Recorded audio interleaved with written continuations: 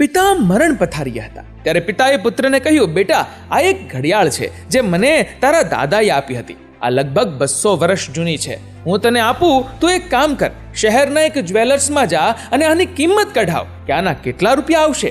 પુત્ર jewellery shop પર ગયો અને પાછો આવીને પિતાને કહે છે, તેઓએ કહ્યું કે આ બહુ જૂની ઘડિયાળ છે, આમાં થોડું સોનું અને થોડાક હીરા છે, જેના બદલામાં આના 12,000 રૂપિયા આવશે.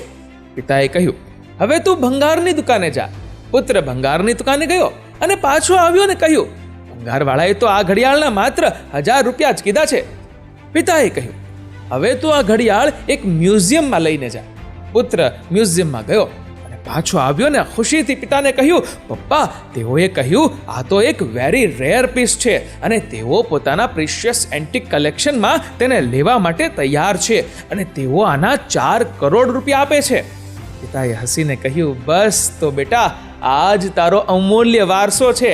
વસ્તુ કોઈ પણ હોય, સાચી જગ્યા જ તેને તેનું સાચું મૂલ્ય આપે છે. એટલે ક્યારેય પોતાને એવી જગ્યા પર ન મૂકતો જ્યાં તારું કોઈ મૂલ્ય ન થાય. મિત્રો, તમારો આ વિડીયો વિશે શું કહેવું છે કમેન્ટ કરજો અને વિડીયો ગમ્યો હોય તો લાઈક કરજો અને શેર પણ.